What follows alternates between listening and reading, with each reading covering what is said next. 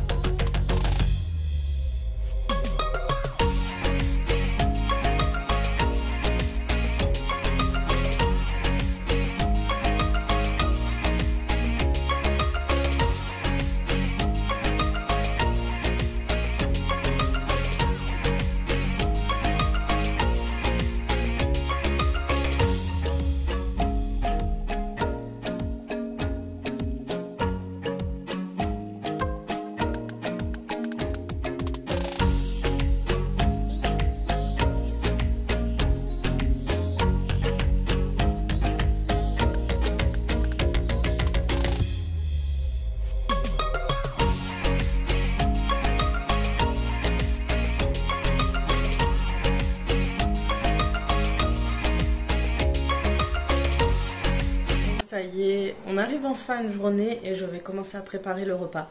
Donc pour ce soir, ça va être un repas fait, donc ça sera pas un batch cooking.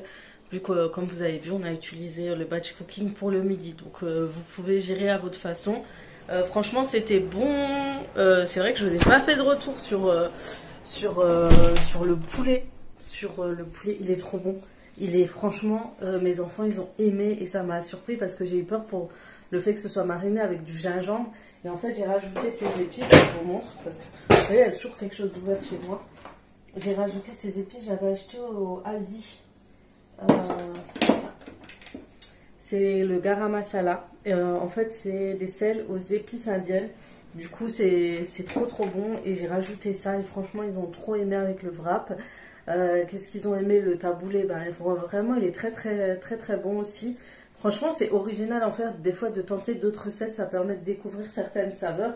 Mais franchement, comme dit, vous étiez un peu choqués du type de repas, que c'était assez léger. Comme dit, c'est pour l'été. Comme je vous ai dit tout à l'heure. Donc, de toute façon, je vous ferai un batch cooking avec mes propres recettes. Je vais réfléchir à la technique la plus rapide pour préparer. Je vais noter tout ça, je vais travailler tout ça cette semaine. Comme ça, je peux vous la proposer. Bon, d'ici dimanche, je ferai. Ou si je m'avance, je fais samedi. Comme ça, vous l'aurez dimanche. Je pense que ça pourrait être bien. Comme ça, vous pourrez l'effectuer. Et peut-être vous noter dans un papier tout ça. Ouais. Noter dans... Ce qui serait bien, c'est que j'ouvre peut-être un vlog pour noter en fait comment faire un batch cooking. Je sais pas, je verrai vraiment, je réfléchis.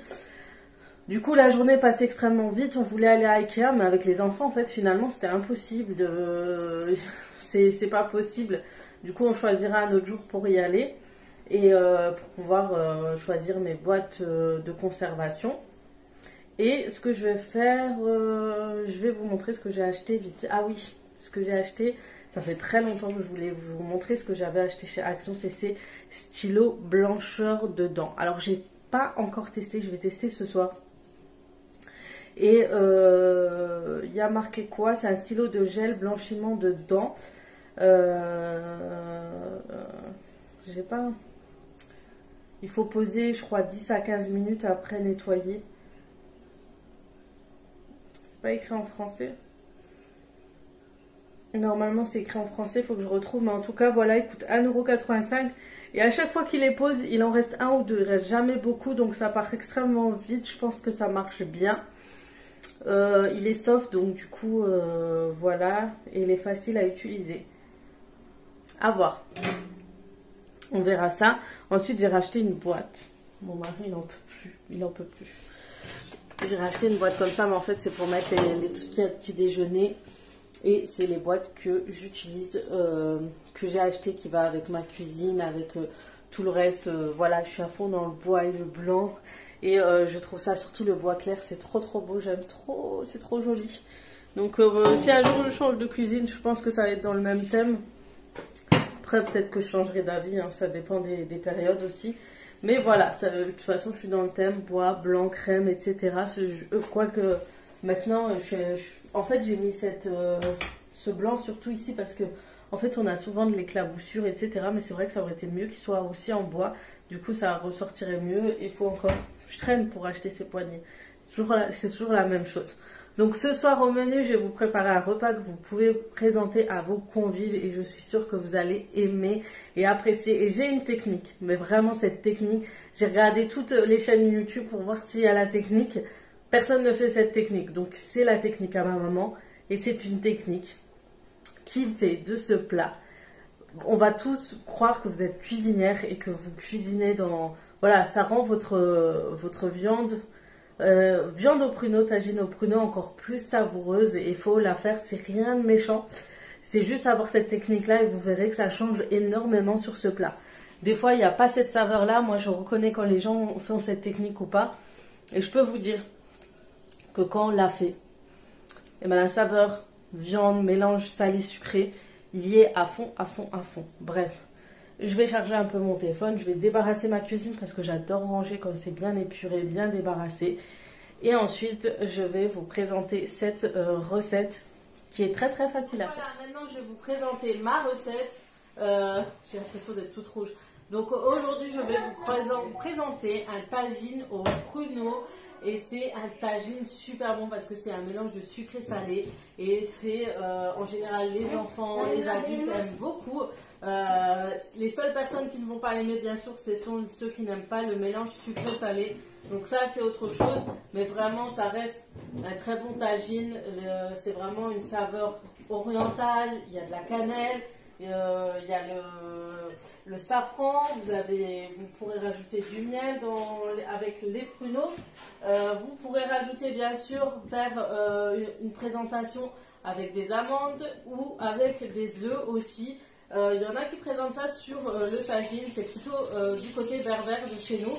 Mais vraiment, ça reste un très bon tagine. Il vous faudra de la viande parce que c'est vraiment tout ce qu'il y a dans le plat, on va dire, avec les pruneaux. Et c'est de l'épaule d'agneau. Donc n'hésitez pas à aller chez la boucherie, demander une épaule d'agneau pour votre tagine. C'est vrai qu'on me demande souvent quel type de viande j'utilise. Donc voilà. Ensuite, vous pourrez le demander de couper en morceaux. Ça va être plus simple aussi pour la présentation de votre tagine, pour manger et tout. C'est bien quand il les coupe de cette façon.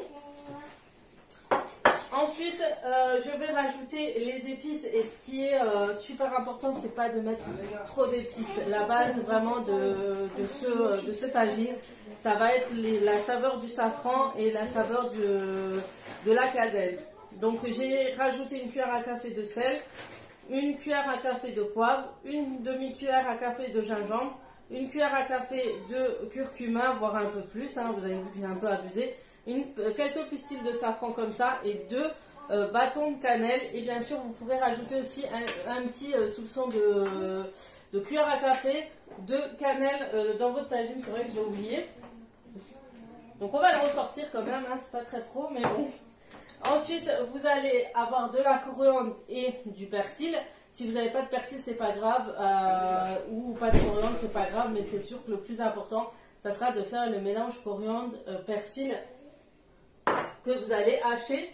Ensuite, vous aurez besoin de 2 oignons et 2 gousses d'ail. Et tout ça, vous allez voir, c'est très simple. C'est vraiment, tout le monde me dit, oui, voilà, le tagine d'agneau au pruneau a l'air très compliqué. Mais en fait, pas du tout, les filles, c'est vraiment très simple. Il suffit de badigeonner, de mariner votre viande avec les épices, le mélange d'oignons, etc. Vous laissez reposer, voire toute une nuit s'il le faut, parce que ça va être vraiment encore meilleur et plus savoureux. Et ensuite, ça va être la cuisson. Et ça, c'est aussi autre chose, mais c'est très simple, vraiment. Donc, pour celles qui me demandent, c'est préparé à la cocotte minute. Donc, vous inquiétez pas, c'est pas une recette au Thermomix. Mais si ça vous intéresse, j'ai une technique pour le Thermomix qui peut être pas mal. Et j'ai aussi des pruneaux d'Agen, c'est le plus important aussi. Et du miel. Alors je vous conseille vraiment plus d'utiliser le miel que le sucre. Parce que tout d'abord le miel est meilleur pour la santé, le sucre un peu plus mauvais. Donc vraiment pour cette recette, préférez toujours d'utiliser au préalable du miel plutôt que du sucre. Et pour la marinade, vous aurez besoin d'huile d'olive et un peu de semoule. Si vous n'avez pas de semoule, c'est pas grave, utilisez du beurre tout simple. Et je vous mettrai les ingrédients, les quantités, tout ça en barre d'infos. Sur ce, suivez la suite de cette recette avec moi. Je vais vous montrer comment commencer à préparer votre tagine de pruneaux.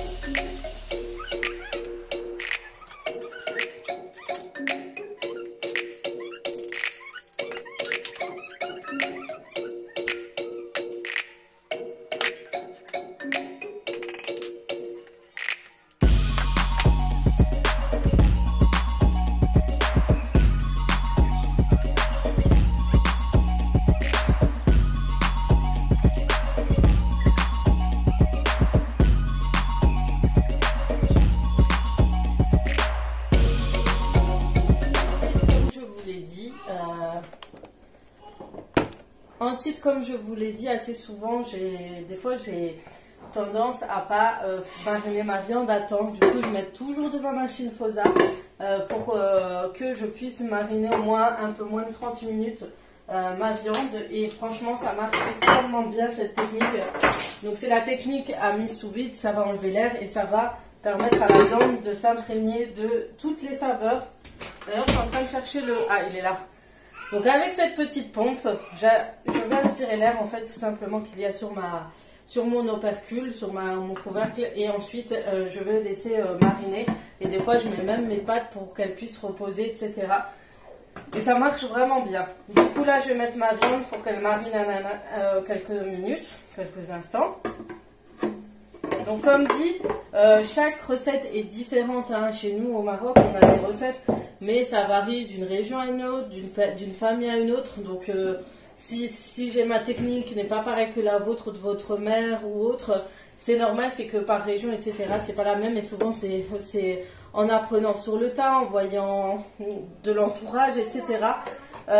Donc voilà, mais vraiment cette technique j'aime bien parce qu'en fait on ressent vraiment la saveur du pruneau et du sucré salé dans celle-ci. Parce que dans certains plats, même si, et je les aime bien aussi, hein, franchement moi j'ai pas de préférence, peut-être parce que je suis plus sucrée. Il y a d'autres personnes qui vont faire plus, on va sentir plus le goût de la sauce, du curcuma, du salé, et les pruneaux, vous rajoutez juste, en les mangeant, on va rajouter le goût du sucré salé, mais on ressent pas trop le sucré en fait. Alors que celui-ci, vous allez voir si vous allez tester, vous allez m'en dire des nouvelles. Et vous me direz qu'on ressent vraiment comme dans quand on va à un événement, un mariage, et que le traiteur fait ce fameux tagine de pruneaux qui est très festif, mais vraiment mon mari adore, moi j'adore, mes enfants adorent. Donc voilà, c'est notre chouchou chez nous. Donc là je vais laisser quelques instants, ensuite je vous retrouve tout à l'heure pour préparer sa cuisson. Et je vais quand même garder ça, vous allez voir, je vais rajouter de l'eau pour rajouter dans la trop, parce que par rapport à ma soeur, vous avez vu, j'ai bien préparé mes ingrédients, tout ça sur la table. Donc on dira merci à ma grande soeur. D'ailleurs, si ça vous intéresse, elle a un Instagram et elle vous parle en ce moment, elle est en train de déménager, tout ça, c'est pour ça qu'ils sont, je vous dis, mes fils vont voir ça, son fils, etc. Et en fait, elle va partager tout son quotidien, ses travaux, sa déco, tout ça sur Instagram. Donc si ça vous intéresse, n'hésitez pas à aller la suivre, c'est My Home and My Kitchen 67. Je vous mets ici en barre d'infos, ici aussi. N'hésitez pas à aller lui faire un coucou de ma part. Dites-lui, vous venez de ma part, c'est une surprise. Je lui ai pas dit que j'allais parler d'elle sur YouTube. Donc allez-y et faites-lui un coucou, dites-lui que j'ai parlé d'elle et j'ai hâte de voir sa réaction. Bref, je vais terminer et je vous retrouve. Voilà, ma viande a bien mariné. Du coup, je vais laisser vraiment une demi-heure, 1 heure. Du coup, je vais prendre le reste des oignons, je vais la mettre dans ma cocotte.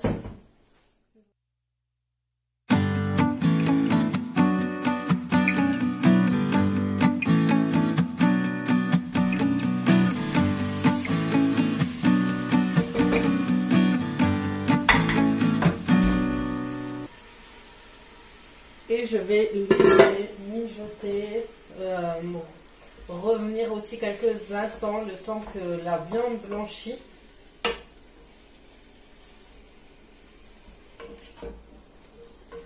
Et vous allez déjà commencer à cette étape à sentir la saveur de la viande imprégnée des épices, de la cannelle, du safran, du beurre rance, etc.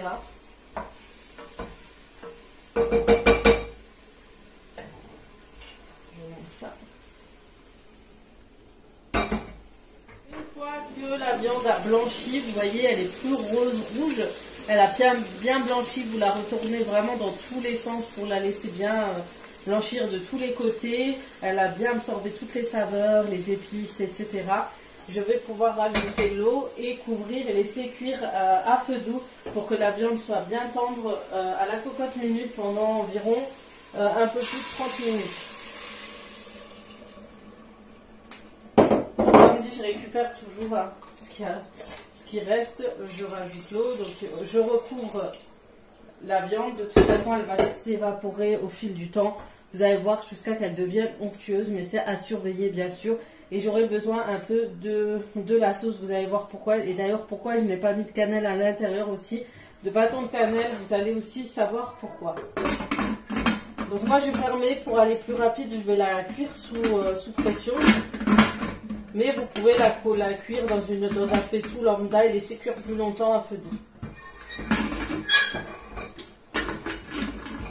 Maintenant, je vais préparer mes amandes dont j'ébouille de l'eau. Je le verse dans une casserole, je vais allumer mon feu et je vais émonder mes amandes pour leur enlever la peau par la suite pour pouvoir les préparer pour les griller. Donc je ne vais pas en mettre beaucoup comme on n'est qu'en famille. J'ai envoyé mon fils chercher des amandes chez ma mère. Petit big up aux confitures Bayer. Ouais, je pense que ça suffira. J'aime bien en garder quelques-unes. Voilà. Et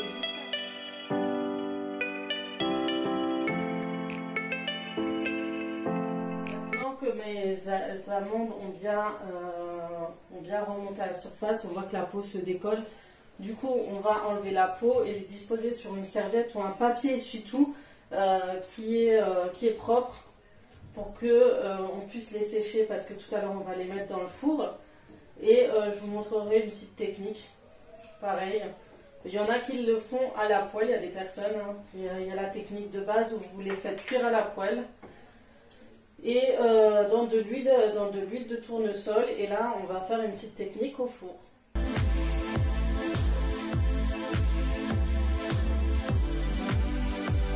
Donc, je les ai mis dans la serviette pour que la serviette absorbe l'humidité qu'il y a dans les amandes. Donc elles ont l'air sèches. Ouais. Ensuite, je vais les disposer sur un plat allant au four.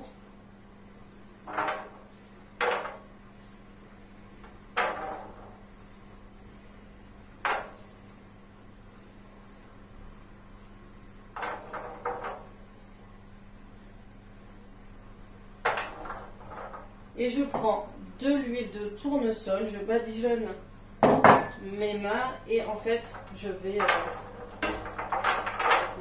imprégner les amandes d'huile.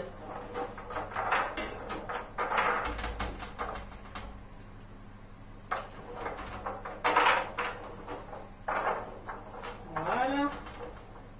J'ai l'impression que je faisais du couscous. Je fais trop rire.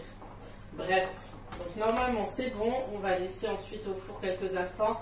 On va surveiller bien sûr la cuisson, vous ne faites pas 1 minute, 2 minutes, non, il faut vraiment regarder et de temps en temps vous les retournez. Et une fois qu'ils ont doré, mais pas trop brûlé, il faut vraiment qu'ils soient dorés, vous les sortez du four. Donc on les éparpille, qu'il y ait une cuisson homogène et on place le tout au four. Et j'oublie toujours de sortir...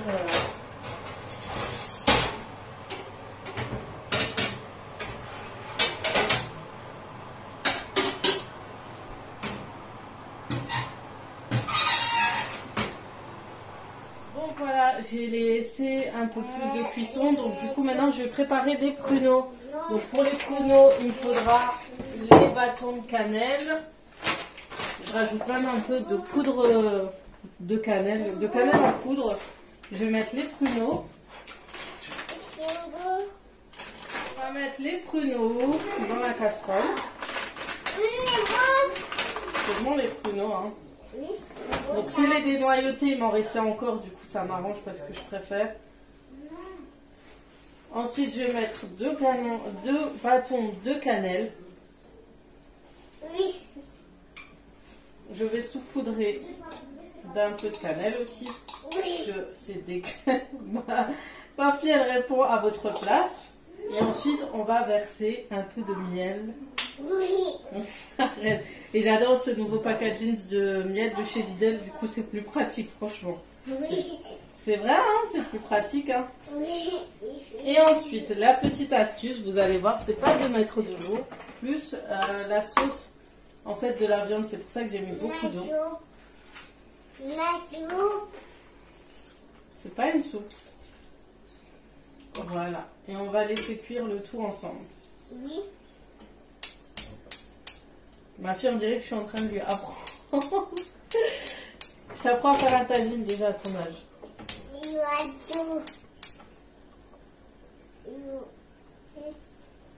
On va rajouter encore un peu et on continue la cuisson, bien sûr, de la viande. Avec, en attendant, et en même temps on laisse la cuisson des pruneaux.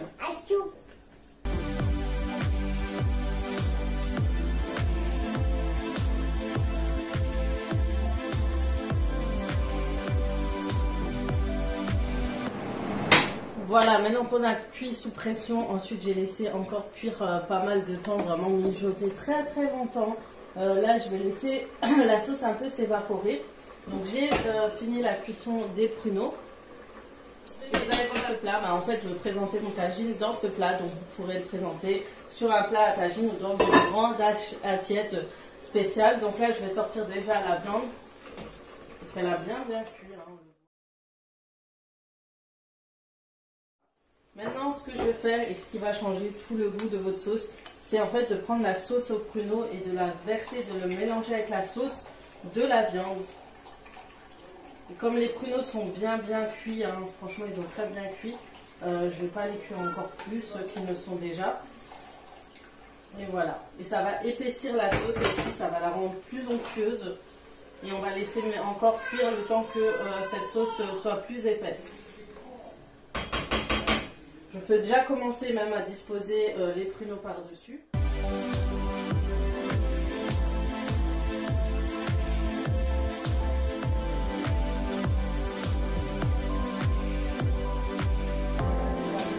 La première présentation, on va attendre le reste.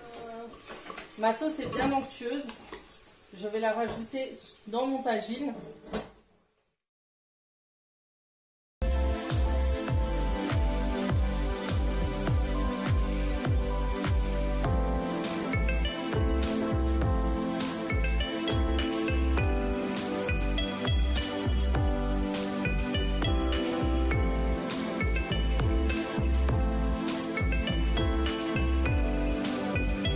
Bien sûr présenter votre tagine avec un bon thé à la menthe, et si vous avez l'occasion d'avoir des invités, vous faites des petites salades avec de la tomate, des oignons, des œufs, etc. dans des petites assiettes présentées autour du plat.